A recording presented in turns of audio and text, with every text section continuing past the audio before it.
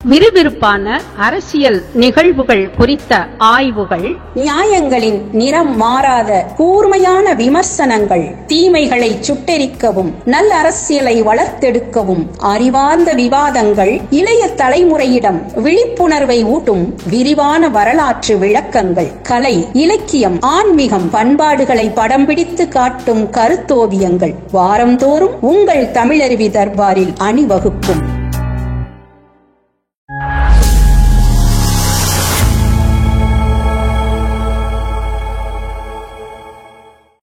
தமிழருவி தர்பார் நேயர்களுக்கு வணக்கம். ஐயா தமிழருவி மணியன் அவர்கள் நமது அரங்கத்திற்கு வந்திருக்கிறார்கள். ஐயா அவர்களை வணங்கி மகிழ்வோம். வணக்கம் குமரையா. ஐயா, தமிழருவி தர்பாரில் நமது நேயர்கள் விரும்பி பார்க்கும் நிகழ்ச்சி நெஞ்சு பொறுக்குதில்லையே விடை தேடும் வினாக்கள். இந்த இரண்டு நிகழ்ச்சிகளும் சமீப காலமாக வரவில்லையே, ஏன் ஐயா? நெஞ்சு பொறுக்குதில்லையே வாரந்தோறும் வர வேண்டும் என்பதுதான் நம்முடைய விருப்பம். நான் இந்த நேரத்தில் ஒன்றை தெளிவுபடுத்த விரும்புகிறேன். மற்ற யூடியூப் சேனல்களைப் போல அரசியல் தினவுகளை சொரிந்து கொடுப்பதற்காக மட்டுமே பயன்படுகிற ஒரு சேனல் தமிழருவி தர்பார் நிச்சயமாக இல்லை. நாம் ஒவ்வொரு முறையும் அறிவிப்பு செய்கிறோம். அரசியல், கலை, இலக்கியம், ஆன்மீகம் என்று பல்வேறு தளங்களில் தமிழருடைய விழிப்புணர்வை மேன்மைப்படுத்துவதுதான் தமிழருவி தர்பாரின் நோக்கம் என்று சொல்கிறோம். எனவே நம்முடைய பல்வேறு நோக்கங்களில் ஒன்று அரசியல் விழிப்புணர்வு. அதற்காக வாரத்திற்கு ஒரு நாள் நெஞ்சு பொறுக்குதில்லையே என்ற தலைப்பில் நாம் அந்த வார நிகழ்வுகளில் நம்முடைய நெஞ்சை காயப்படுத்துகின்ற தவறுகளை சுட்டிக்காட்டுவதற்காக அந்த நிகழ்வை நாம் பயன்படுத்தி கொள்கிறோம். எனக்கு கடந்த 15 நாட்களுக்கு மேல் கடுமையான விஷக்காய்ச்சல் பாதித்ததனால் அதிலிருந்து மீண்டு எழுந்து வருவதே சிரமமாக இருந்தது. இப்பொழுதுதான் நான் ஓரளவு தேறி இருக்கிறேன். அதனால்தான் கடந்த 2 வாரங்களுக்கு மேல் நெஞ்சு பொறுக்குதில்லையே வர இயலவில்லை.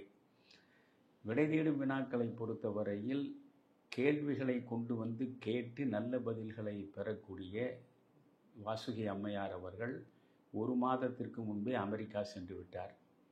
அவர் மீண்டும் வருவதற்கு இன்னும் 2 மாதங்களுக்கு மேல் ஆகும். அவர் வருகிற வரையில் விடை தேடும் வினாக்கள் காத்திருக்க வேண்டி இருக்கிறது. இந்த இடைவெளியை இட்டு நிரப்புவதற்காகத்தான் அவர் அங்கிருந்தே உலா வரும் நிலா என்கிற தலைப்பில் நிலவு குறித்த பல்வேறு திரைப்பட பாடல்களை பற்றி அற்புதமாக பேசி அந்த ஒலிப்பதிவுகளை நமக்கு அனுப்பி இருக்கிறார். அவர் வருகிற வரையில் அவற்றை நாம் பயன்படுத்தி கொள்ளலாம். மிகச்சிறப்பாக அவை அமைந்திருக்கின்றன. நானே கேட்டு பெரிதும் வியப்புற்றேன். எனவே நேயர்கள் பெருமளவுக்கு அவற்றை கேட்கலாம். அதனால் 2 மாதங்களுக்கு பிறகு விடை தேடும் வினாக்களும் நிச்சயமாக அரங்கேறும். இனிமேல் நெஞ்சு பொறுக்குதில்லையே தொடரும். நன்றி ஐயா. ஐயா, நடப்பு சூழலில் பார்த்தால் மக்கள் நீதி மைய தலைவர் நடிகர் கமலஹாசன் அவர்கள் தக் லைஃப் படத்தினுடைய முன்னோட்ட விழாவில் ஒரு கருத்தை சொன்னார். எதிரே இருந்த சிவராஜ்குமாரை பார்த்து, எங்களிடமிருந்து தோன்றியதானே உங்களுடைய கன்னடம் என்று சொன்னார். அது மிகப்பெரிய விவாத பொருளாகிவிட்டது. எங்கு பார்த்தாலும் ஒரே சச்சரவுகள்.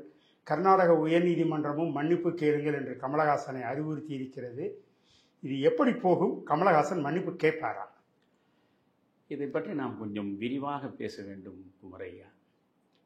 எப்பொழுதுமே ஒரு மொழி என்று தோன்றியது, அந்த மொழியிலிருந்து எந்தெந்த மொழிகள் தோன்றின, தோன்றிய மொழிகள் ஒவ்வொன்றும் எந்தெந்த காலத்தில் அவை வெளிப்பட்டன என்பது குறித்தெல்லாம் மிக துல்லியமாக நம்மால் சொல்லிவிட முடியாது.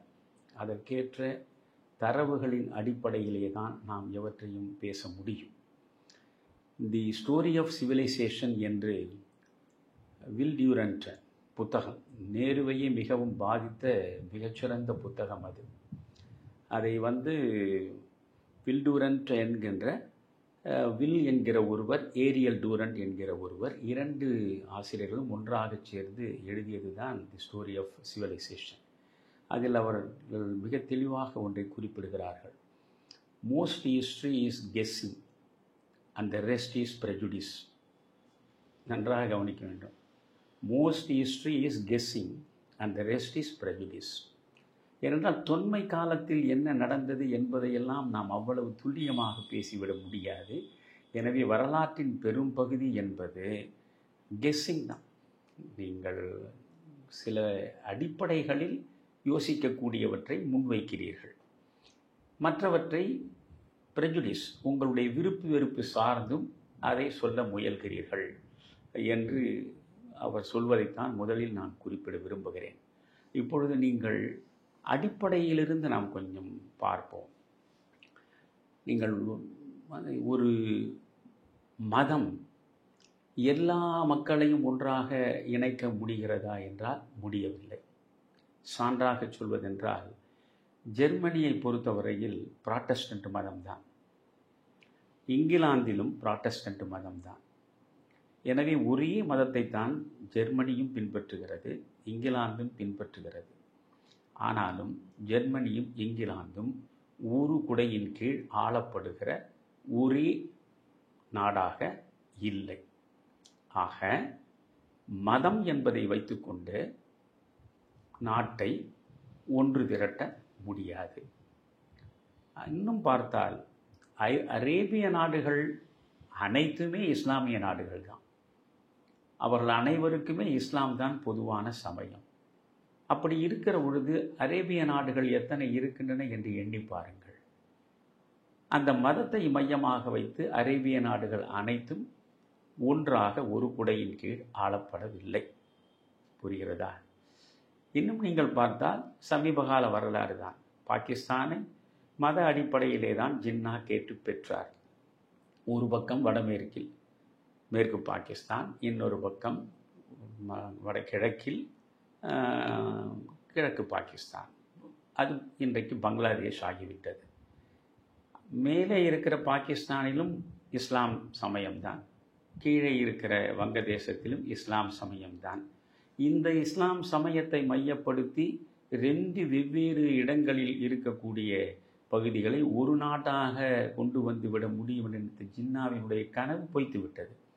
எனவே மதம் ஒன்றாக்கவில்லை. புரிகிறதா? சரி, நீங்கள் இனம் என்று பார்த்தால் கூட இப்பொழுதும் அன்று தொட்டு இன்று வரை யூதர்களுக்கும் பாலஸ்தீனியர்களுக்கும் இடையே தொடர்ந்து போராட்டங்கள் நடக்கின்றன. ஒருவரை ஒருவர் அழித்து விட்டுத்தான் அடுத்த வேலை என்கிற அளவுக்கு பகை உணர்ச்சி உச்சத்தில் இருக்கிறது. இன்று வரையில் போர் நடந்து கொண்டிருக்கிறது, அழிவுகள் தொடர்கின்றன. இந்த ரெண்டு பேருமே, பாலஸ்தீனியர்களும் அல்லது இந்த இஸ்ரேலியர்களும் செமிட்டிக் இனம் என்று சொல்லப்படுகிற செமிட்டிக் இனத்தை சார்ந்தவர்கள் தான். ஒரே இனத்தை சார்ந்தவர்களாக இருந்தாலும் அவர்களால் ஒன்றுபட்டு நிற்க முடியவில்லை. ஆப்பிரிக்கா கண்டத்தை எடுத்துக்கொள்ளுங்கள், எல்லாமே கருப்பர்கள், ஒரே இனம் சார்ந்த கருப்பர்களின் நாடுகள் தான். ஆனால் ஒரு குடையின் கீழ் இல்லை. ஆப்பிரிக்காவில் பல நாடுகள் இருக்கின்றன. அப்படி பார்த்தால் நீங்கள் மதத்தை மையமாக வைத்து மக்களை ஒன்று திரட்ட முடியவில்லை. இனத்தை மையமாக வைத்து கூட மக்களை ஒன்று திரட்ட முடியவில்லை. ஆனால் மொழியை வைத்துத்தான் மக்களை எப்பொழுதுமே ஒன்று திரட்ட முடிகிறது. எனவே எல்லாவற்றையும் விட வலிமையானது மொழி. அதிலும் தாய்மொழியின் மீது ஒவ்வொருவருக்கும் பற்று இருப்பதும் பக்தி இருப்பதும் இயல்பானது. அதனால்தான் எப்பொழுதுமே ஒரு மொழியை போற்றுவதோடு நாம் நிற்க வேண்டுமே தவிர மறந்தும் இன்னொரு மொழியை பழிப்பதோ தூற்றுவதோ எந்த வகையிலும் சிறப்பானதில்லை. அதனால் அந்த மொழி பேசுகிற மக்களுடைய மனங்களை நாம் நிச்சயம் காயப்படுத்துகிறோம். அதனால் மொழி குறித்து பேசுவதை நாம் முடிந்த வரையில் தவிர்த்து விட வேண்டும். நம்முடைய மொழியை பற்றித்தான் நாம் பேசலாம்.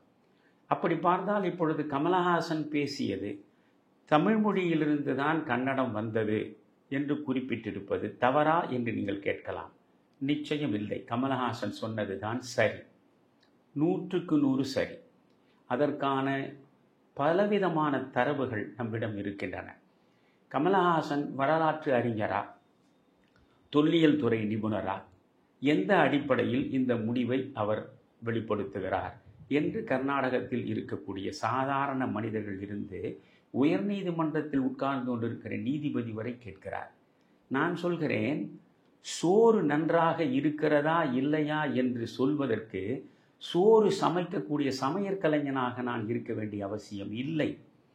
சமைத்து வைத்த சோற்றை உண்ணுகிற பொழுதே இந்த சோறு நன்றாக இருக்கிறது அல்லது சரியாக இல்லை என்று என்னால் சொல்ல முடிகிறது அல்லவா? அதுபோன்றுதான் இதற்கு முன்பே பல நூறு ஆண்டுகள் உலகத்தின் பல்வேறு பகுதிகளில் உள்ள மொழியியல் அறிஞர்கள், தொல்லியல் சார்ந்த நிபுணர்கள் எடுத்து வைத்த கருத்துக்களின் அடிப்படையில் ஒன்றை நாம் புரிந்து கொண்டு அதை நாம் வெளிப்படுத்துகிறோம். கமலஹாசன் வெளிப்படுத்தி இருப்பதும் அப்படித்தான். இப்பொழுது நீங்கள் கொஞ்சம் யோசித்து பாருங்கள். லெமூரியா கண்டம் என்ற ஒன்று, லெமூரியா தீரி என்றே ஆங்கிலத்தில் அதை சொல்வார்கள். இந்த லெமூரியா கண்டம் என்பது குறித்து நாம் யோசிக்க வேண்டும். நீங்கள் திரும்ப திரும்ப தேவநேய பாவாணர் தன் வாழ்க்கை முழுவதையும் அதற்காகவே அர்ப்பணித்தார். உலகத்தின் முதல் மாந்தன் தமிழன்தான், உலகத்தின் முதல் மொழி தமிழ்தான், இந்த தமிழ் மொழியிலே இருந்துதான் மற்ற மொழிகள் பிறந்தன, மற்றவை அனைத்தும் வழிமொழிகள்தான் என்று உலகத்தின் பல மொழிகளை அவர் ஆய்வு செய்திருக்கிறார். ஏறக்குறைய 40-50 ஆண்டு காலம் இதற்காகவே தன்னுடைய வாழ்வை அவர் அர்ப்பணித்திருக்கிறார். நீங்கள் அகர முதலியை அவர் தான் உருவாக்கினார் தமிழில். நீங்கள் யோசித்து பாருங்கள், உலக கிரேக்கம், லத்தீன், எபிரேயம், பாரசீகம், அரபு, இப்படி பல்வேறு மொழிகளையும் அவர் ஆய்வு செய்திருக்கிறார். இந்த மொழிகளில் தமிழினுடைய தாக்கம் எப்படி இருக்கிறது என்பதையெல்லாம் அந்தந்த மொழியில் உள்ள சொற்களை வைத்துக்கொண்டே மறுக்க முடியாதபடி அவர் பல்வேறு ஆய்வுகளை தமிழுக்கு தந்திருக்கிறார். அவர் என்ன சொல்கிறார்? முதலில் குமரி கண்டம் தான் இருந்தது. அந்த குமரி கண்டம் என்பது இப்பொழுது இருப்பதல்ல, அது கடல் கொண்டு விட்டது. அங்கேதான் முதலில் மனிதன் பிறந்தான், அங்கேதான் முதலாக மொழி பிறந்தது, அந்த மொழிதான் தமிழ் என்று அவர் தெளிவாக சொல்கிறார். நீங்கள் யோசிக்க வேண்டும், அப்படி உண்மையிலேயே குமரி கண்டம் என்று ஒன்று இருந்ததா? லெமூரியன் தீரி என்பது எதை சொல்கிறது என்றால், ஒரு கட்டத்தில் நீங்கள் லட்சக்கணக்கான ஆண்டுகளாக இருக்கக்கூடிய பூமி பந்து பல நேரங்களில் பல்வேறு மாற்றங்களுக்கும் சிதைவுகளுக்கும் உட்படும். அப்படி ஏற்படக்கூடியதுதான் நீங்கள் கடலுக்கு அடியிலே இருக்கக்கூடிய நிலத்தினுடைய இந்த பிளேட்ஸ் என்று சொல்லுவார்கள்.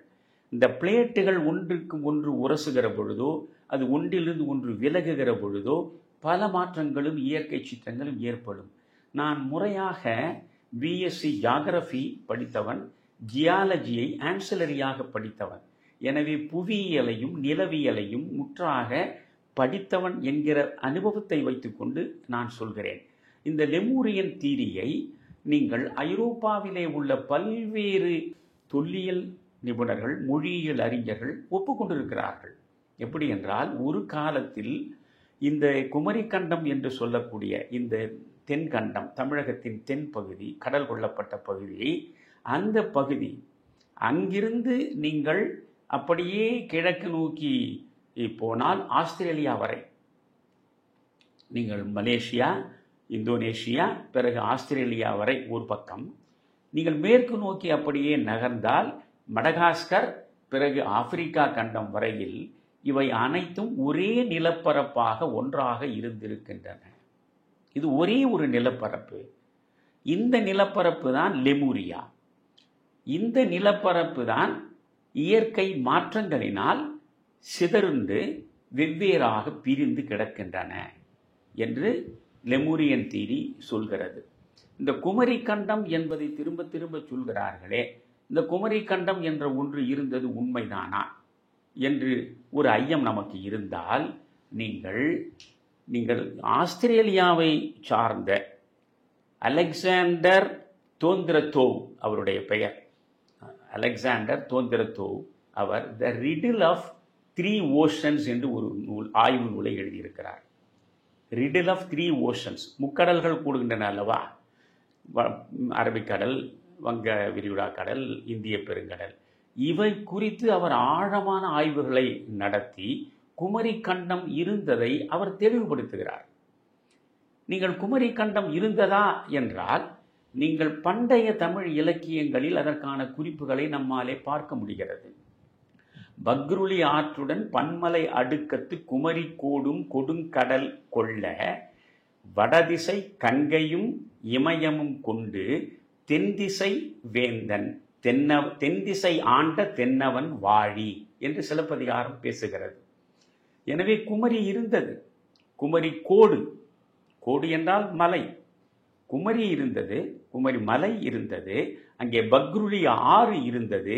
இவை அனைத்தும் கொடுங்கடல் கொள்ள, இவை அனைத்தையும் இந்த கடல் கொண்டு விட்டது என்ற கோபத்தில் இளங்கோவடிகள் என்ன சொல்கிறார்? கொடுங்கடல் கொள்ள என்கிறார். அது கொடுமையை நிகழ்த்தி விட்டது. நீங்கள் பார்த்தால் ஏறக்குறைய 700 காதம் விரிவாக அந்த குமரி கண்டம் இருந்திருக்கிறது கடல் கொள்வதற்கு முன்பு என்கிறார்கள் தொல்லியல் அறிஞர்கள். ஒரு காவதம் அல்லது காதம் என்று சொன்னால் 10 மைல் இன்றைய கணக்கு. அப்படி 700 காவதம் என்றால் 7000 மைல் பரப்பளவு இன்றைக்கு இருக்கக்கூடிய குமரி மாவட்டம் இருக்கிறதே, அதற்கும் தெற்கே 7000 மைல் தூரம் பறந்து விரிந்து நிலப்பரப்பு இருந்திருக்கிறது. அங்கேதான் முதலில் மதுரை என்று இருந்தது. பாண்டியர்கள் ஆண்டது, பாண்டியர்களுடைய தலைநகரம் மதுரை இருந்தது. இப்பொழுது நீங்கள் பார்த்தீர்களானால் இது சிலப்பதிகாரம் மட்டும் இந்த கடல் கொண்டதை குறிப்பிடுவதில்லை. நீங்கள் இதை பற்றி, இந்த கடல்கோள் பற்றி கலித்தொகை பேசுகிறது, குறுந்தொகை பேசுகிறது, புறநானூறு பேசுகிறது. தொல்காப்பியத்திற்கு முதலில் உரை எழுதிய இளம்பூரணர் இதை பற்றி குறிப்பிடுகிறார். இறையனார் களவியல் உரை விரிவாக சொல்கிறது. 3 சங்கங்கள் அமைந்தன. முதல் சங்கம் தெற்கே மதுரையில் இருந்தது, அது கடல் கொள்ளப்பட்டது. அதற்கு பிறகு தமிழர்கள் அங்கிருந்து வடக்கு நோக்கி முன்னேறி வந்தார்கள். வந்த பிறகு இரண்டாவதாக அவர்கள் ஏற்படுத்தி கொண்ட தலைநகரம்தான் கபாடபுரம். கபாடபுரத்தில் 2வது தமிழ்ச்சங்கம் இருந்தது. அந்த கபாடபுரமும் கடல் கொள்ளப்பட்ட நிலையில் அங்கிருந்து மறுபடியும் வடக்கு நோக்கி தமிழர்கள் நகர்ந்தார்கள். அப்படி நகர்ந்து வந்த பிறகு இப்பொழுது இருக்கிற மதுரையைத்தான் அவர்கள் தலைநகராக கொண்டு 3வது தமிழ்ச்சங்கத்தை நிறுவினார்கள் என்பது வரை விரிவாக இறையனார் களவியலில் நீங்கள் குறிப்புகளை பார்க்கலாம். ஆக பண்டை தமிழ் இலக்கியங்கள் பேசுகிற கடல் கொள்ளப்பட்டது என்கிற குறிப்பு ஒரு பக்கம். நீங்கள் அலெக்சாண்டர் தோந்திரத்தோவ் என்கிற ரஷ்ய தொல்லியல் ஆராய்ச்சியாளர் ரிடில் ஆஃப் 3 ஓஷன்ஸ் என்கிற நூலில் இந்த குமரி கண்டம் என்ற ஒன்று இருந்தது, அது கடல் கொள்ளப்பட்டது என்பதை அவர் நிறுவுகிறார். புரிகிறதா? ஐரோப்பாவிலே இருக்கக்கூடிய பல்வேறு தொல்லியல் நிபுணர்கள் இந்த லெமூரியா கண்டம் என்ற ஒன்று இருந்தது என்று பேசுகிறார்கள். எனவே இவற்றையெல்லாம் வைத்து பார்க்கிற பொழுது தொன்மையான நிலப்பரப்பாக இருந்த அந்த பகுதிதான் முதலில் மனிதன் தோன்றிய பகுதி. எங்கே முதலில் மனிதன் தோன்றுகிறானோ அவன் முயன்று அவன்தானே ஒரு மொழியை முதலில் பேசியிருப்பான். அந்த மொழிதானே பிறகு பல்வேறு வடிவங்களில் பல இடங்களுக்கு சென்று சேர்ந்திருக்கும். இது இயல்பு தானே. அப்படி முதலில் தோன்றிய மனிதன் பேசிய மொழிதான் தமிழ் என்பதை பற்றி இப்படி பாவாணர் ஏராளமாக ஆய்வுகளை நடத்தியிருக்கிறார். தொல்லியல் துறையில் பரவலாக அவற்றை ஏற்றுக்கொள்கிறார்கள். நீங்கள் P.T. சீனிவாச ஐயங்கார் அவர் மிக அற்புதமாக ஹிஸ்டரி ஆஃப் தமிழ் என்கிற ஒரு புத்தகத்தை நீங்கள் எடுத்து படிக்க வேண்டும். K.K. பிள்ளை அவர் மிகச்சிறப்பாக historical heritage of the Tamil அந்த புத்தகத்தை நீங்கள் எடுத்து படித்து பாருங்கள். நீங்கள் T.R. சேஷையங்கார் அவருடைய நூலை புரட்டி பாருங்கள். இவர்கள் அத்தனை பேருமே P.T. சீனிவாச ஐயங்கார், T.R. சேஷையங்கார், அதற்கு பிறகு நம்முடைய ராமச்சந்திர தீட்சிதர், இவர்கள் எல்லாருமே குமரி கண்டம் என்று ஒன்று இருந்ததை ஒப்புக்கொள்கிறார்கள். இவர்கள் அத்தனை பேரும் மொழியியல் அறிஞர்கள், மிக நீண்ட ஆய்வு நடத்தியவர்கள். குமரி கண்டம் இருந்தது உண்மை. அங்கே தோன்றிய மொழிதான் முதல் தாய்மொழி, அதுதான் தொன்மொழி, தொன்மையான மொழி, அந்த மொழிதான் தமிழ் என்று அவர்கள் சொல்கிறார்கள். நீங்கள் இப்பொழுது பார்த்தால் சிந்து சமவெளி நாகரிகத்தை பற்றி நாம் பேசுகிறோம். சிந்து சமவெளி நாகரிகத்தை பற்றி நீங்கள் பேசுகிற பொழுது கே பிள்ளையே என்ன சொல்கிறார்? கிமு 2500 ஆண்டுகளுக்கு முற்பட்டது சிந்து சமவெளி நாகரிகம் என்கிறார். அப்படி என்றால் இந்த 2000 ஆண்டுகள் கிபி, பிறகு ஒரு 2500 ஆண்டுகள், 4500 ஆண்டுகளுக்கு முன்பே நீங்கள் சிந்து சமவெளி நாகரிகம் இருந்திருக்கிறது. அந்த சிந்து சமவெளி நாகரிகத்தில் ஹரப்பா மொஹஞ்சோதாரோ பகுதிகளில் கண்டெடுத்தது. அந்த சிந்து சமவெளி நாகரிகம் குறித்து மிக நீண்ட ஆய்வை நடத்தியவர் ஐராவத மகாதேவன் என்கிற மிகப்பெரிய அறிஞர். காமராஜர் காலத்தில் ஆட்சித்துறையில் அதிகாரியாக இருந்தவர், தினமணி பத்திரிகையினுடைய ஆசிரியராகவும் இருந்தவர், போற்றுதலுக்குரிய பேரறிஞர் அவர் மிக கடுமையாக ஆய்வுகளை நடத்தி அந்த சிந்து சமவெளி நாகரிகத்தில் அங்கு புதையுண்டு கிடந்த இடங்களை தோண்டி எடுத்ததில் கிடைத்ததை வைத்துக்கொண்டு என்ன மொழியாக இருக்கும் என்று ஆய்வுகள் நடத்தி அந்த மொழியின் பல சொற்கள் தமிழ் சொற்களாக இருப்பதை அவர் நிறுவுகிறார். பண்டை தமிழ் சொற்களாக நீங்கள் corpus of Tamil Brahmi inscription என்று அவர் அதை ஆய்வு நூலை கொடுத்திருக்கிறார். Corpus of Tamil Brahmi inscription, தமிழும் பிராமிய எழுத்துக்களுமாக நீங்கள் சிந்து சமவெளியில் நாம் பார்க்க முடிகிறது என்கிறார். அப்படி என்றால் 4500 ஆண்டுகளுக்கு முன்னாலேயே சிந்து சமவெளி நாகரிகத்தில் அங்கே கண்டெடுக்கப்பட்டவற்றில் தமிழுடைய சொற்கள், பண்டை தமிழ் சொற்கள், ஏனென்றால் நான் திரும்ப திரும்ப சொல்கிறேன், பண்டை தமிழ் சொற்கள் கொஞ்சம் கொஞ்சமாக வடிவம் மாறி இருக்கிறது. பிராமி எழுத்துக்கள், பண்டை தமிழ் சொற்கள் பிறகு கொஞ்சம் வடிவம் மாறி வந்திருக்கிற நிலையில் பண்டை தமிழ் சொற்களை அவர்கள் முயன்று ஐராவத மகாதேவன் கண்டெடுத்து இந்த உலகத்திற்கு அறிமுகப்படுத்தி இருக்கிறார். உலகம் அதை வியந்து பாராட்டி ஏற்றுக்கொண்டிருக்கிறது. சரி, உண்மையிலேயே தமிழ் தொன்மையான மொழிதானா? கன்னடம் தமிழிலிருந்து பிறந்ததா இல்லையா என்பதற்கு பிறகு வருவோம். இருக்கிற மொழிகளிலேயே தமிழ்தான் தொன்மையான மொழியா? அதை முதலில் நாம் சிந்திப்போம். நீங்கள் இன்றைக்கு ஹீப்ரு மொழி இருக்கிறது, யூதர்கள் இருக்கிறார்கள். இந்த ஹீப்ரு மொழி தொன்மையான மொழி. இயேசு பிறப்பதற்கு 1000 ஆண்டுகளுக்கு முன்பே இருந்த மொழிதான் யூத மொழி, யூத மதம். புரிகிறதா? அப்படி என்றால் 2000 ஆண்டுகளாகின்றன இயேசு பிறந்ததாக நாம் சொல்வது. இயேசுவுக்கு முன்பே 1000 ஆண்டுகளுக்கு முன்பு யூத மதம் இருந்திருக்கிறது என்றால் 3000 ஆண்டுகளுக்கு முன்னால் யூத மதம் இருந்திருக்கிறது. அந்த 3000 ஆண்டுகளுக்கு முன்னால் இருந்த யூத மதத்தின் அரசர்கள் வரலாறு பற்றிய ஒரு நூல் இருக்கிறது ஹீப்ரு மொழியில். அந்த ஹீப்ரு மொழியில் துகி என்ற ஒரு தமிழ் சொல் காணப்படுகிறது. துகி என்றால் தோகை, தமிழில் உள்ள தோகை தான். மயிலை நாம் குறிக்கிறோம் அல்லவா, மயிலுடைய தோகை, அந்த தோகை தான் துகி. துகி என்ற தமிழ் சொல் 3000 ஆண்டுகளுக்கு முன்னால் நீங்கள் ஹீப்ரு மொழியில் நாம் சுட்டி காட்ட முடிகிறது. அதுபோல் கன்னடத்திற்காக இவர்கள் ஆதாரங்களை காட்ட முடியுமா? தெலுங்குக்கு காட்ட முடியுமா? மலையாளத்திற்கு காட்ட முடியுமா? மற்ற மொழிகளுக்கு காட்ட முடியுமா என்பதுதான் கேள்வி. இது தெளிவாக தரவுகள் அடிப்படையில் தான் நாம் முடிவுக்கு வருகிறோம். ஆக 3000 ஆண்டுகளுக்கு முன்னாலேயே எபிரேய மொழி என்கிற ஹீப்ரு மொழியில் தமிழ் சொல் இருக்கிறது. 5000 ஆண்டுகள் ஏறக்குறைய சிந்து சமவெளி நாகரிகம் என்றால் அந்த சிந்து சமவெளியில் கண்டெடுக்கப்பட்ட சின்னங்களில் பண்டை தமிழ் சொற்கள் இருப்பதை ஆய்வு செய்து ஐராவத மகாதேவன் அவர்கள் நிரூபித்திருக்கிறார். அதே போன்று பார்த்தால் எழுத்து வடிவம் என்பதே முதலில் கிமு 7ஆம் நூற்றாண்டுக்கு முன்பே தமிழில் எழுத்து வடிவங்கள் வந்துவிட்டன. இதை யாரும் மறுக்க முடியாது. கிமு 7ஆம் நூற்றாண்டுக்கு முன்பு என்றால் 2700 ஆண்டுகளுக்கு முன்பே தமிழில் எழுத்து வடிவங்கள் இருக்கின்றன. இப்பொழுது தொல்காப்பியம்தான் தமிழில் நமக்கு கிடைத்திருக்கின்ற முதல் நூல் என்று பார்க்கிற பொழுது இந்த தொல்காப்பியமே 2500 ஆண்டுகளுக்கு முற்பட்டது. எப்படி பார்த்தாலும் 2500 ஆண்டுகளுக்கு முற்பட்டது. தொல்காப்பியத்தையும் நீங்கள் படித்தால் பல இடங்களில் என்பனார் புலவர் என்று வரும். ஆக இப்படி இவருக்கு முன்பே சொன்னவர்கள் சொன்னதை அவர் குறிப்பிடுகிறார். அப்படி என்றால் தொல்காப்பியருக்கு முன்பே தமிழில் இலக்கியங்கள் இருந்திருக்கின்றன. இலக்கியம் கண்ட பிறகுதான் இலக்கணம் உருவாகும். நீங்கள் ஒரு மொழி வளர்ந்து அதனுடைய கற்பனையில் பல்வேறு இலக்கியங்கள் பிறந்து அந்த இலக்கியங்களுக்கு ஒரு குறிப்பிட்ட வரையறையை செய்வதற்காக பின்னர் தோன்றுவதுதான் இலக்கணம்.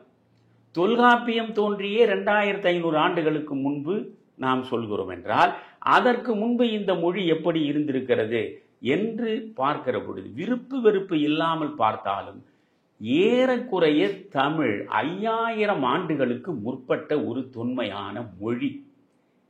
இதை நாம் தமிழன் என்பதற்காக, என் மொழி தாய்மொழி தமிழ் என்பதற்காக நான் சொல்லவில்லை. தரவுகளின் அடிப்படையில் பல்வேறு தொல்லியல் அறிஞர்கள், பல்வேறு மொழியியல் நிபுணர்கள் வழங்கி இருக்கக்கூடிய கருத்துக்களை வைத்துக் கொண்டுதான் உங்களுக்கு இதை நான் சொல்கிறேன். எனவே பண்டைய மொழி தமிழ் என்பதில் மாற்று கருத்து இருப்பதற்கான வாய்ப்பு இல்லை. ஒன்று யோசியுங்கள்.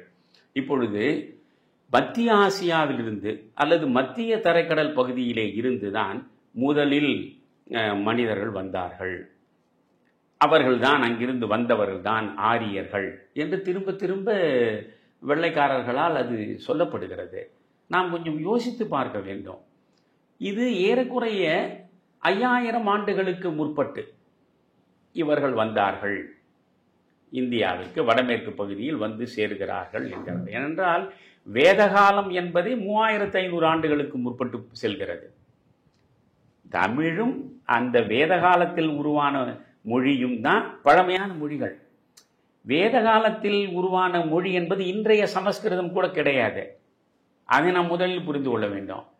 நீங்கள் வேதங்கள் தோன்றிய போது அந்த மொழியை இப்பொழுது உள்ள சமஸ்கிருத மொழியோடு அல்ல, அது செம்மைப்படுத்தப்பட்ட பிறகு ஏற்பட்டதுதான் சமஸ்கிருதம். என்றாலே செம்மைப்படுத்தப்பட்ட மொழி என்றுதான் பொருள்.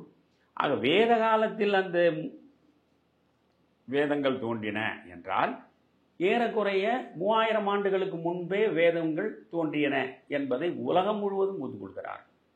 அது குறித்து மேக்ஸ் முல்லர் ஜெர்மானிய அறிஞர் மிக நீண்ட ஆய்வுகளை எல்லாம் நடத்தி இருக்கிறார். அந்த வேதங்களில் முதன்மையானது ரிக்வேதம். அந்த ரிக்வேதத்தில் தமிழ் சொற்கள் இருக்கின்றன என்பதை பாவாணர் தெளிவாக நிரூபிக்கிறார். ரிக்வேதம் முதல் வேதம், ரிக்வேதத்திலேயே தமிழ் சொற்கள் விரவி இருக்கின்றன, பண்டை தமிழ் சொற்கள். நான் திரும்ப திரும்ப பண்டைய என்று சொல்வதை நீங்கள் புரிந்து கொள்ள வேண்டும். பண்டை தமிழ் சொற்கள் அங்கே இருக்கின்றன என்று பாவாணர் ரொம்ப ஆதாரங்களோடு நிறுவுகிறார். அந்த ரிக்வேதத்திலேயே நம்முடைய பி.டி. சீனிவாச ஐயங்கார் ரொம்ப தெளிவாக தக்ஷின் என்று ஒரு வார்த்தை ரிக்வேதத்தில் இருக்கிறது. தக்ஷின் என்கிற பொழுது அது தென்னிந்தியாவை குறிக்கக்கூடிய ஒன்றாக நாம் பார்க்கிறோம். ஆக தென்னிந்தியாவை பற்றி பேசுவது ரிக்வேதத்திலேயே இருக்கிறது. ரிக்வேதம் ஏறக்குறைய 3000 ஆண்டுகளுக்கு முற்பட்டது. அந்த ரிக்வேதத்திலேயே தமிழ் சார்ந்த பண்டை தமிழ் சொற்கள் இருப்பதை பாவாணர் ஐயத்திற்கிடமில்லாமல் நிரூபித்திருக்கிறார் ஆய்வின் அடிப்படையில்.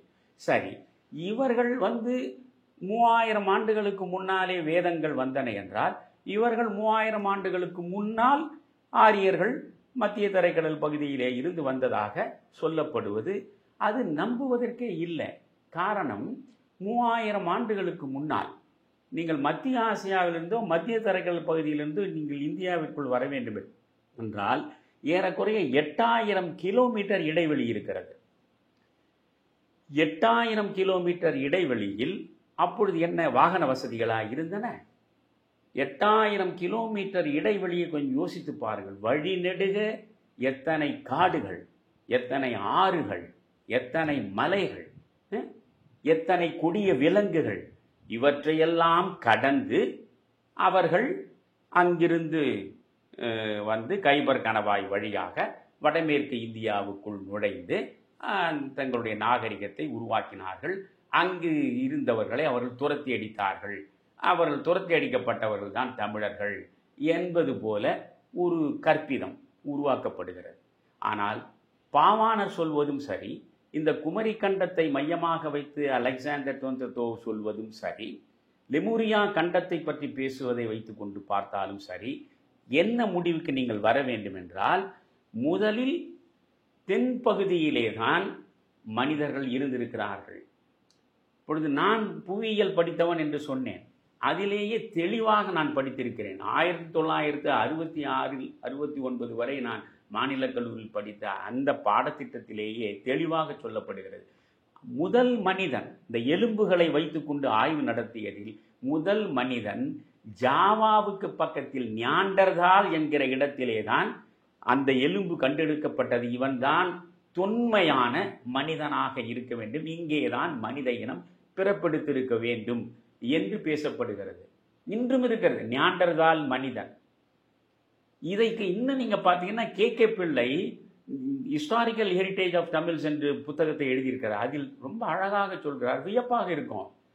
இன்றைக்கும் ஜாவாவுக்கு பக்கத்தில் இருக்கிற சிறிய தீவுக்கு பெயர் மதுரை, போர்னியாவுக்கு பக்கத்திலே இருக்கிற சிறிய தீவுக்கு பெயரும் மதுரை.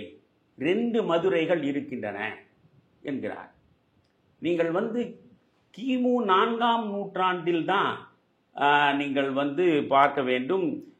பெரிப்ளஸ் என்கிற ஒரு கிரேக்க நூல், உலகம் பற்றி பல்வேறு செய்திகளை பதிவு செய்திருக்கிற பெரிப்ளஸ் என்கிற புகழ்பெற்ற கிரேக்க நூல்.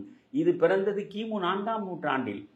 கிமு 4ஆம் நூற்றாண்டு என்றால் 2400 ஆண்டுகளுக்கு முன்பே அந்த பெரிப்ளஸ் நூலில் தமிராய் என்று தமிழனை குறிப்பிடுகிறான்.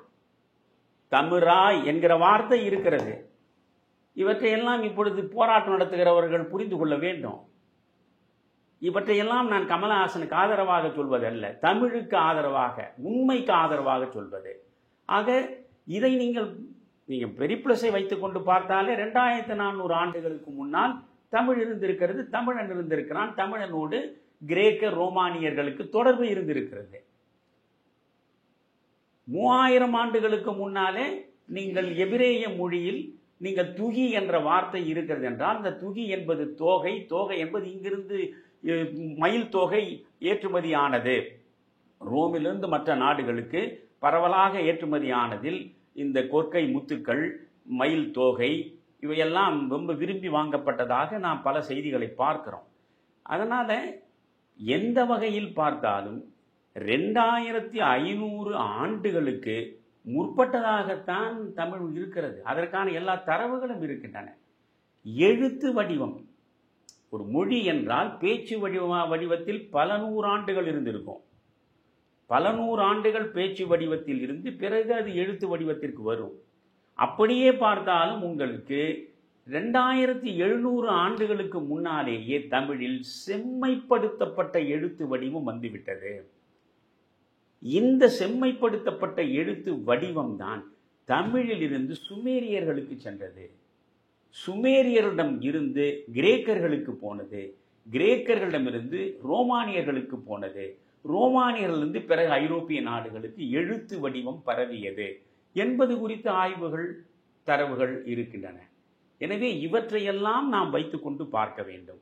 நான் என்ன சொல்கிறேன், தமிழிலிருந்து கன்னடம் பிறந்ததா என்ற ஒரு கேள்விக்கு நான் இப்படி பதிலை பார்க்கிறேன்.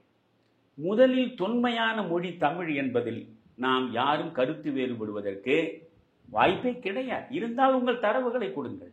நீங்கள் என்ன சொல்கிறீர்கள், கன்னடமே 2000 ஆண்டுகளுக்கு முற்பட்ட மொழி என்கிறீர்கள். சரி, நீங்கள் 2000 ஆண்டுகளுக்கு முற்பட்டது கன்னடம் என்பதையே நான் வைத்துக் கொள்கிறேன். அப்படி என்றால் தமிழை நீங்கள் பார்த்தால் 3000 ஆண்டுகளுக்கு முன்னால் எபிரேய மொழியில் இருக்கிறதே. 2400 ஆண்டுகளுக்கு முன்னால் பெரிப்ளஸ் நூலில் இது தமிரா என்கிற தமிழனை பற்றிய குறிப்பு இருக்கிறதே. 4500 ஆண்டுகளுக்கு முன்னால் சிந்து சமவெளி நாகரிகத்தில் கண்டெடுக்கப்பட்டவற்றில் அந்த இன்ஸ்கிரிப்ஷன் என்று சொல்லுவோம், ஹரப்பா இன்ஸ்கிரிப்ஷன்ஸ், அதில் நீங்கள் பார்த்தால் தமிழ் சார்ந்த பண்டை தமிழ் எழுத்துக்கள் இருக்கின்றனவே. எனவே கன்னடம் 2000 ஆண்டுகளுக்கு முற்பட்ட மொழியாக இருக்கட்டும், அதற்கெல்லாம் முந்தைய மொழியாகத்தான் தமிழ் இருந்திருக்கிறது. இங்கே குமரி கண்டம் தான் முதலில் உருவானது. அந்த குமரி கண்டம் கடலால் கொல்லப்பட்டது. அதில் இப்போ நீங்கள் பார்க்கும்போதற்கான ஆதாரம் இப்பொழுது ஜாவா, இந்தோனேஷிய தீவுகள் தான் அவையெல்லாம். சுமத்ரா, ஜாவா, போர்னியா எல்லாம் இந்தோனேஷிய தீவுகள். அந்த இந்தோனேஷிய தீவுகளில் தான் 2 தீவுகளின் பக்கத்தில் உள்ள சிறிய தீவுகள் பெயர் மதுரை என்று இருக்கிறது.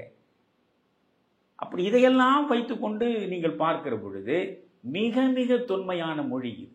இன்னொன்றும் சொல்கிறேன், ஆரியர்கள் என்று நாம் குறிப்பிடுகிறோமே வடக்கே, இந்த வடக்கில் வாழ்ந்த மக்கள் அவர்கள் தமிழ்நாட்டிற்கு வருகிற வரையில் தென்னிந்தியாவில் தமிழை தவிர வேறு எந்த மொழியும் இருந்ததில்லை. மிக தெளிவாக இதை ஆய்வாளர்கள் முடிவு செய்கிறார்கள். ஆரியர்கள் வருகை விந்திய மலையை கடந்து வருவதற்கு முன்பே தென்னிந்தியா முழுவதுமே இருந்த மொழி தமிழ் மொழி மட்டும்தான். அப்படி என்றால் இந்த தமிழில் இருந்துதான் மற்ற மொழிகள் எல்லாம் வந்திருக்க வேண்டும் என்பதற்கான வாய்ப்புகள் தெளிவாக நமக்கு தெரிகின்றன. இப்பொழுது இப்படி பாருங்கள், இங்கே தமிழன் இருந்தான். முதலில் அவன், நீங்கள் 700 காதம் என்றால் 7000 மைல் தூரத்திற்கு பறந்து விரிந்து கிடந்த நிலப்பரப்பில் இருக்கிறான். கடல் கொள்கிறது, அங்கிருந்து வடக்கு நோக்கி நகர்கிறான். மீண்டும் கடல் கொள்கிறது கபாடபுரம் வரை, மறுபடியும் வடக்கு நோக்கி நகர்கிறான். வடக்கு நோக்கி நகர்ந்தவன் பாண்டிய நாடு என்று இப்பொழுது சொல்லப்படுகிற நெல்லை, குமரி எல்லாம் இருக்க, மதுரை இருக்கு, இதுவரை வர. இப்படி வந்தவன் வடக்கு நோக்கி மக்கள் தொகை பெருகிக் கொண்டே போகிறது. மக்கள் தொகை பெருகிக் கொண்டே போகிற பொழுது இவர்கள் வடக்கு நோக்கி மெல்ல மெல்ல மெல்ல பல்வேறு திசைகளில் நகர்ந்து செல்கிறார்கள். அப்படி நகர்ந்து செல்லுகிற பொழுது இவர்கள் சுமந்து செல்லுகிற மொழி அதுதான் இந்த தமிழ். இந்த மொழி அந்தந்த இடங்களுக்கு ஏற்ற சூழலுக்கு ஏற்றாற்போல் அந்த மொழி மாறுபடுகிறது. புரியுதா? இப்போ நீங்க சமஸ்கிருதம் வருவதற்கு முன்பு தென்னிந்தியாவில் தமிழை தவிர வேறு மொழி இல்லை. சமஸ்கிருதம் வந்த பிறகு சமஸ்கிருதத்தோடு இந்த பழந்தமிழ் பண்டை தமிழ் இருக்கிறது பாருங்க, இந்த பண்டை தமிழ் தான் இங்கிருந்து பரவலாக போனது. அந்த பண்டை தமிழும் சமஸ்கிருதமும் சேர்ந்து பிறப்பித்த குழந்தை தான் கன்னடம். புரியுதா?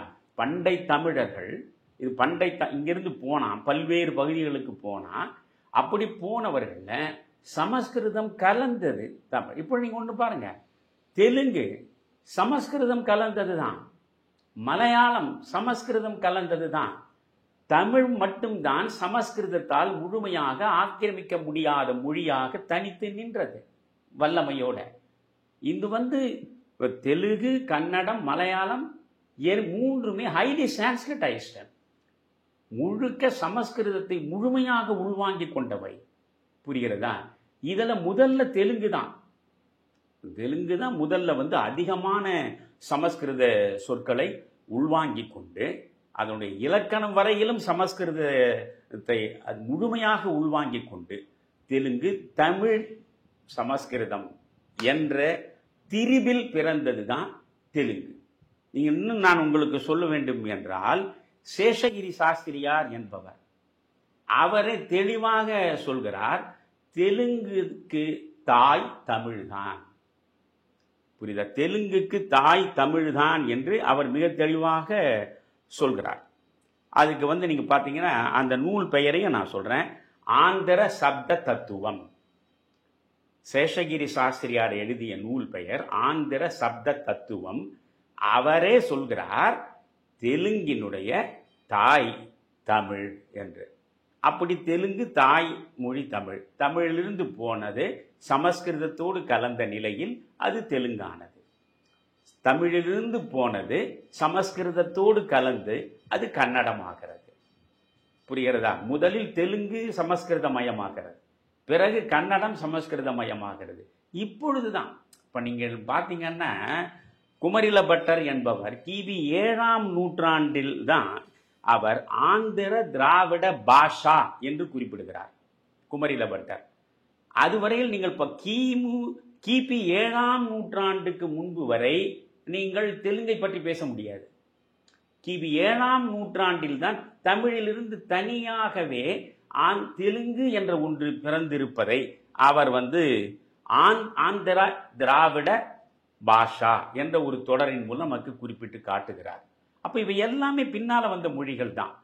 நீங்கள் மலையாளம் தான் ரொம்ப சமீபத்தில் தமிழிலிருந்து பிரிந்து சென்று அது சமஸ்கிருதத்தால் முழுமையாக ஆக்கிரமிக்கப்பட்டு அதனுடைய மொழி திரிந்து இன்றைக்கு இருக்கிறதுன்னா, அதை நீங்க பார்த்தீங்கன்னா எழுத்தச்சன் காலத்தில் தான் நீங்கள் மலையாளத்தினுடைய போற்றுதலுக்குரிய மகாகவி எழுத்தச்சனுடைய ராமாயணம் இருக்கிறது. அந்த எழுத்தச்சன் காலத்தில் தான் இந்த தமிழ் முழுமையாக மலையாளமாகிறது. நீங்கள் கடைச்சங்க காலத்திற்கும் சங்கம் மருவிய காலத்திற்கும் நீங்கள் பார்த்தீங்கன்னா அதில் இருக்கக்கூடிய பல நூல்கள் இன்றைக்கு இருக்கக்கூடிய கேரளா அன்றைய தமிழகமாக இருந்து அங்கே பிறந்தது தான் அவையெல்லாம். புரியுதுங்களா? இதற்கான சான்றுகளை சொல்வதென்றால் ரொம்ப நீளமாக அது போகும். ஆனால் நான் என்ன சொல்ல வருகிறேன், கன்னடத்தை பொறுத்தவரையில் நான் குறைத்து மதிப்பிடவில்லை. எந்த மொழியையுமே நாம் குறைத்து மதிப்பிடவில்லை. நீங்கள் தமிழ் நேரடியாக பெற்றெடுத்து அதன் மூலமாக வந்ததுதான் இந்த கன்னடம் என்று நீங்கள் ஏற்றுக்கொள்ளாமல் போனாலும் அதனால் தமிழுக்கு எந்த குறையும் இல்லை. ஆனால் நான் கேட்பது தமிழ் 4500 ஆண்டுகளுக்கு முன்னாலே உள்ள தரவுகளை நான் சொல்கிறேன். 3000 ஆண்டுகளுக்கு முன்னாலே இருந்த எபிரேய மொழியின் தரவுகளை சொல்கிறேன். நீங்க 2400 ஆண்டுகளுக்கு முன்னாலே இருந்த பெரிப்ளஸ் தரவுகளை சொல்கிறேன். குமரி கண்டம் குறித்து ரஷ்ய ஆய்வாளர் எழுதிய அந்த தரவுகளை நான் சொல்றேன். ஐரோப்பிய லெமூரிய கண்டம் குறித்து எழுதிய அத்தனை தரவுகளை உங்களுக்கு முன் வைக்கிறேன். இது எல்லாமே எதை சொல்கின்றன? முழுக்க முழுக்க தமிழ் தான் தொன்மையான மொழி என்பதை நீங்கள் மறுக்கவே முடியாது. முதல் மாந்தன் தமிழனாகத்தான் இருந்திருக்க வேண்டும் என்பதையும் மறுக்கவே முடியாது. அங்கிருந்து பல்வேறு இடங்களுக்கு பெயர்ந்து செல்லுகிற பொழுது அந்தந்த சூழலுக்கு ஏற்றாற்போல் மொழி சிதைகிறது, மொழியின் வடிவம் மாறுகிறது. அப்படி வடிவம் மாறுகிற நிலையில் அது வெவ்வேறு மொழிகளாக உருவெடுக்கின்றன. இப்படி இந்தியாவை நீங்கள் எடுத்துக்கொண்டால் 2 மொழி குடும்பங்கள் தான். ஒன்று வடமொழி குடும்பம், சமஸ்கிருதம் சார்ந்த அதனுடைய கிளை மொழிகளாக இருக்கக்கூடியவை வட இந்தியாவில் நீங்கள் பார்ப்பதெல்லாம். நீங்கள் இன்னும் பார்த்தால் ஆச்சரியப்படுவீர்கள். தேவநேய பாவாணர் ரொம்ப தெளிவாக தன்னுடைய ஆய்வின் அடிப்படையில் அவர் சொல்கிறார், தமிழிலிருந்து முதலில் பிரிந்து சென்ற மொழி கூர்ஜரம், அடுத்து மராத்தியம் என்கிறார். அப்படின்னா கூர்ஜரம் என்பது என்ன? குஜராத்தி. மராத்தியம் மகாராஷ்டிராவில் இங்கிருந்து தாண்டா போனது. அதற்கு அவர் பல்வேறு சொற்களை எடுத்து காட்டுறாரு. தமிழிலிருந்து முதலில் போனது கூர்ஜரம், அதற்கு பிறகு மராத்தி, பிறகு தெலுங்கு, அதன் பின் கன்னடம், அதன் பின் மலையாளம். இப்படித்தான் இவை சென்றன என்கிறார்.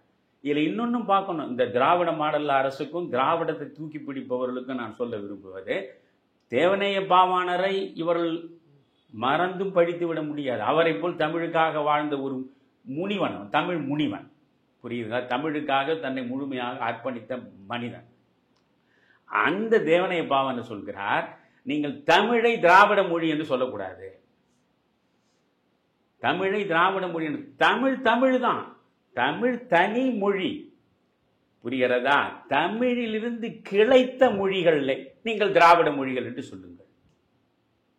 நீங்கள் தெலுங்கு, கன்னடம், மலையாளம், துளு இவையெல்லாம் திராவிட இன மொழிகள் என்று நீங்க சொல்லுங்க. ஆனால் தமிழ் திராவிட மொழின்னு சொல்லாத. தமிழ் தான். தமிழுக்கு திராவிடம் என்ற பெயரை கொண்டு வராத. இந்த திராவிடம் என்ற சொல்லே திரமிழம் என்பது உருமாறி அது திராவிடம் என்று வந்ததாக இந்த கால்டுவெல் கண்டெடுத்த புதிய கண்டுபிடிப்பு தான். கால்டுவெல்லுக்கு முன்பு திராவிடம் என்ற சொல்லை எந்த இடத்திலும் பெரிதாக பார்க்க முடியாது. குறிப்பாக தமிழ் இலக்கியங்களில் எந்த இடத்திலும் நீங்கள் திராவிடம் என்ற வார்த்தையை பார்க்கவே முடியாது. இன்னொன்றைய நான் உங்களுக்கு சொல்றேன். இங்கிருந்து தமிழர்கள் வடக்கு நோக்கி சென்றிருப்பதற்கு ஆதாரங்கள் நிறைய இருக்கின்றன.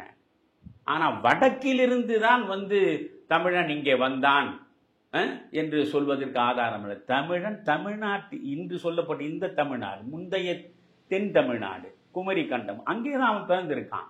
நீங்க சான்று வேண்டும் என்றால் எல்லா சங்க இலக்கியங்களையும் புரட்டுங்க. சங்க இலக்கியங்களில் நீங்கள் பார்த்தால் கங்கை நதியை சொல்றான். புரியுதா? வடதிசை கங்கையும் இமயமும் கொண்டு தென் திசை ஆண்ட தென்னவன் வாழி சிலப்பதிகாரம் சொல்லுது. கங்கை பேசப்படுகிறது, யமுனை குறிப்பிடப்படுகிறது. எந்த தமிழ் இலக்கியத்திலும் பண்டைய இலக்கியங்களில் சிந்து நதி பற்றி ஒரு வார்த்தை கிடையாது. சிந்து சமவெளியை பற்றி, சிந்து நாகரிகம் பற்றி ஒரு வார்த்தை கிடையாது. அப்படி என்றால் வடக்கிலிருந்து இங்கே வந்து சேர்ந்தது தமிழன் வடக்கிலிருந்து இங்கே வந்தானா அவன் கங்கையை பற்றி பேசுபவன் சிந்துவை பற்றியும் பேசி இருக்கணும் இல்லையா? அது இல்லை. ஆக வேறு பகுதிகளிலிருந்து தமிழன் வந்தான் என்று சொல்வதற்கு எந்த சான்றும் அகச்சான்றும் நம்முடைய இலக்கியங்களில் காண கிடைக்கவில்லை. வேறு நாடுகளில் இருந்து தமிழன் இங்கே வந்தான், ஏனென்றால் ஒரு தீ இருக்கு, மத்திய தரைக்கடலில் இருந்து வந்தவன் தான் முதல்ல தமிழன் அங்கிருந்து தான் வந்தான். இவையெல்லாம் பொய். லெமூரியா கண்டம் என்ற ஒன்று ஒரு பக்கம் ஒரு தரமான ஆய்வின் அடிப்படையில் சொல்லப்படுகிற கருத்து. பிறகு இந்த குமரி கண்டம் பற்றி பேசுவது, அந்த குமரி கண்டம் இதற்கு இன்றைக்கும் உள்ள சான்று அந்த நியாண்டதால் மனிதன் ஜாவா தீவில் தான் இருந்திருக்கான். இன்றைக்கும் அங்கே இருக்கிற 2 தீவுகளுக்கு பக்கத்தில் உள்ள சிறிய தீவுகளுக்கு மதுரை என்று பெயர் இருக்கிறது. இப்படி எல்லாவற்றையும் வைத்துக்கொண்டு பார்க்கிறோம். கன்னடத்தை நான் படித்து நான் எந்த மொழியையும் படிப்பவன் இல்லை. முடிந்தால் எல்லா மொழிகளையும் படித்து பார்க்க வேண்டும் என்ற ஆசை உள்ளவன் நான். தேவநேய பாவாணர் ஏராளமான மொழிகளை கற்றவர். வெறுமனே தமிழை கற்றுவிட்டு குண்டு சட்டியில் குதிரை ஓட்டியவர் அல்ல. ஏராளமான மொழிகளை கற்று அவற்றின் மூலமாக ஆய்வு நடத்தியவர். நான் என்ன சொல்கிறேன், கன்னடம் குறைந்த ஒரு வளம் உள்ள மொழி, அதற்கு இலக்கிய வளம் இல்லை என்றெல்லாம் நான் சொல்ல மாட்டேன். நீங்கள் 2000 ஆண்டுகளாக கன்னட மொழி இருக்கிறது என்று சொல்லுங்கள், நான் ஏற்றுக்கொள்கிறேன். என்றால் இப்படி தமிழை நீங்கள் எடுத்துக்கொண்டால் உலகத்திலேயே அத்தனை சமயங்களுக்கும் நூல்களை தமிழில் தான் காண முடியும். எத்தனை சமயங்கள் இருக்கும், நீங்க சமணம், பௌத்தம், கிறித்துவம், இஸ்லாம், சைவம், வைணவம் எல்லாவற்றுக்கும் தமிழில் இலக்கியங்கள் இருக்கு. அதே போல நீங்க கன்னட மொழியில பார்த்தால் உங்களுக்கு வியப்பாக இருக்கும். கன்னட மொழியில் சமண இலக்கியம் இருக்கு, சைவ இலக்கியம் இருக்கு, வீர சைவ இலக்கியம் இருக்கு, வைணவ இலக்கியம் இருக்கு, இஸ்லாம் இலக்கியம் இருக்கு, கிறித்துவ இலக்கியம் இருக்கு, பௌத்தம் தவிர. மற்றபடி இவ்வளவு தொன்மையான மொழியாகத்தான் கன்னடம் இருக்கிறது என்பதில் நமக்கு மாற்று கருத்து இல்லை. புரிகிறதுங்களா? இப்பவும் நீங்க பார்த்தீங்க, கன்னடத்தினுடைய ஆதிகவியாக போற்றப்படுபவர் பம்பா. பம்பா எழுதிய ராமாயணம் பம்பா ராமாயணம் என்றே சொல்லப்படுகிறது. அந்த பம்பா சமண மதத்தை சார்ந்தவர். அதனால் பம்பா ராமாயணம் என்பது நாம் படிக்கிற வால்மீகி ராமாயணம், துளசி ராமாயணம், கம்ப ராமாயணத்திலிருந்து முற்றிலும் வேறுபட்ட கதையாக இருக்கும். அது புரிகிறதா? ஆக ஆதிகவியாக போற்றப்படுகிற பம்பா அவர் ராமாயணம் அதில் இருக்கிறது. போன நூற்றாண்டில் கூட கேவி புட்டப்பா என்பவர் ராமாயண தர்சனம் என்கிற நூலை கன்னடத்தில் எழுதி அவர் ஞானபீட பரிசையை பெற்றிருக்கிறார். கன்னட இலக்கியம் என்பது வளம் செறிந்தது.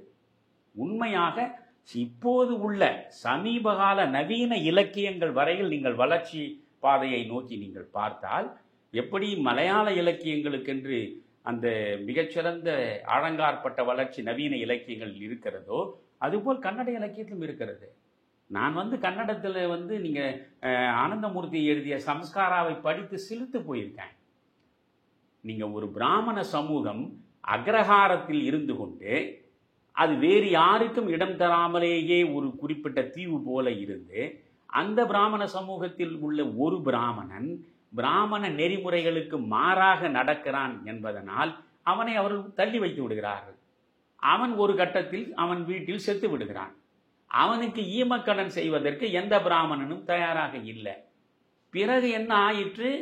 ஒருவனும் போகாமல் அந்த சடலம் புழுத்து நாரி மிக கொடிய பிளேக் மாதிரி ஒரு நோய் கிராமம் முழுவதும் பரவி அத்தனை பிராமணர்களும் அவர்கள் இருப்பிடத்தை விட்டு வெளியேற வேண்டிய நிலை வருவது குறித்து நீங்கள் ஒரு இறுக்கமான இந்த சாதி படிநிலையை வைத்துக்கொண்டு ஒரு சமூகம் இருந்தால் அது எப்பேற்பட்ட அழிவை சந்திக்கும் என்பதை அந்த சம்ஸ்காராவை ஒரு முறை படித்து பாருங்கள்.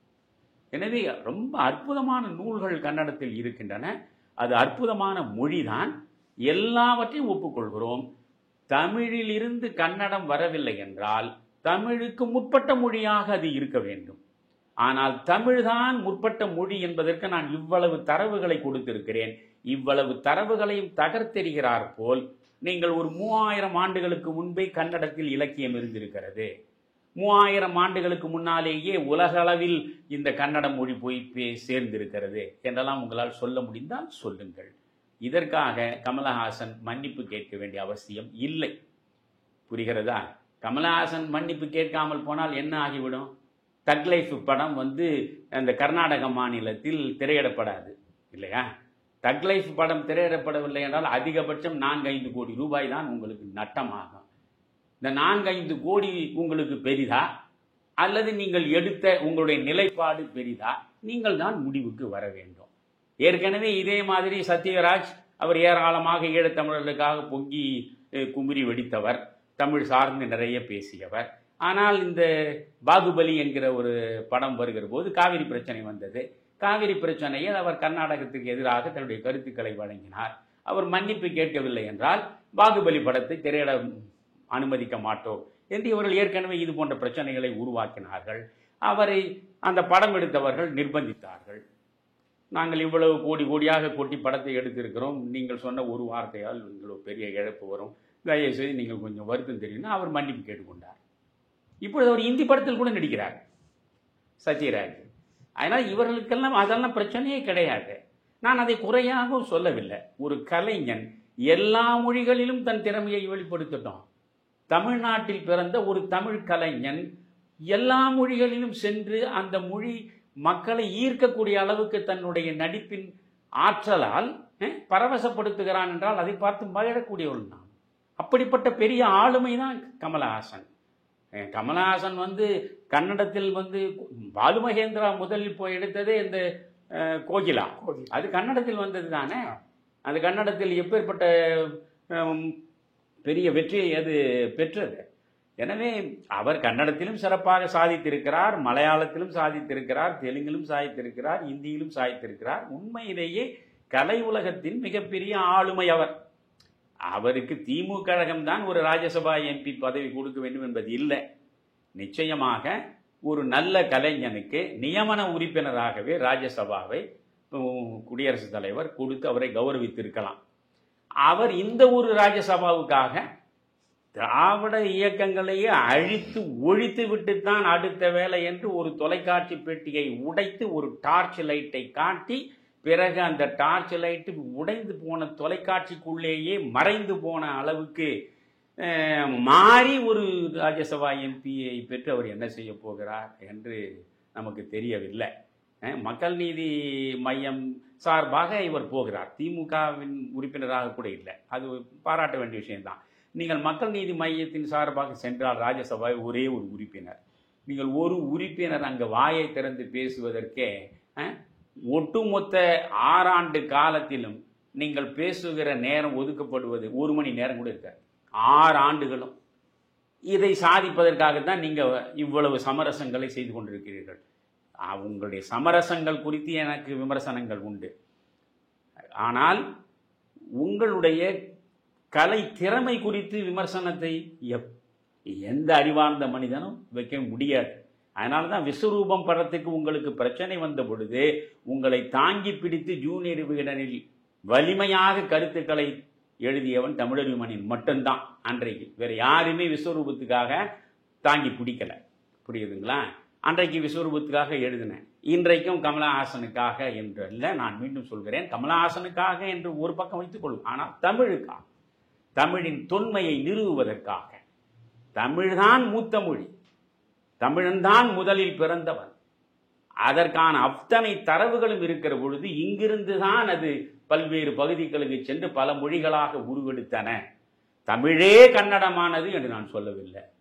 ஆனால் தமிழில் இருந்து போய் அது சமஸ்கிருதத்தோடு சேர்ந்து கலந்து புதிதாக உருவெடுத்த ஒரு மொழி கன்னடம். இதுதான். நன்றி குமரையா. ரொம்ப பிரமிப்பா இருக்குங்கய்யா. மிக தீவிரமாக தேடி தேடி தகவல்களை தோண்டி எடுத்து நல்ல தெளிவாக விளக்கியிருக்கிறீர்கள்.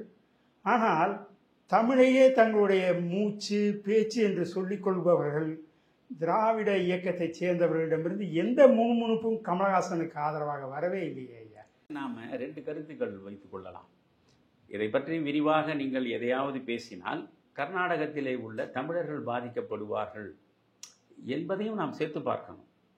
இதை தீவிரப்படுத்துவதன் மூலமாக ஒரு அரசே இதை முனைப்பு காட்டுவது அல்லது திராவிட முன்னேற்றக் கழகமே இதை கையில் எடுத்து ஒரு பெரும் போராட்டத்தை நிகழ்த்துவது என்றால் இதனுடைய எதிர்வினை அங்கே இருக்கக்கூடிய தமிழனுக்கு சேரும். அதனால் இவர்கள் மௌனம் காக்கிறார்கள் என்று நாம் இப்படி பாசிட்டிவாகவே நேர்மறையாக வைத்துக்கொண்டு அவர்களை தவிர்த்து விடலாம். அங்கே நாம் செல்ல வேண்டாம். நன்றி ஐயா. நன்றி குமரையா. வணக்கம். மீண்டும் ஒரு முறை நன்றி கூறி தமிழர் தர்பார் நேயர்களிடமிருந்து விடைபெறுகின்றோம். நன்றி, வணக்கம்.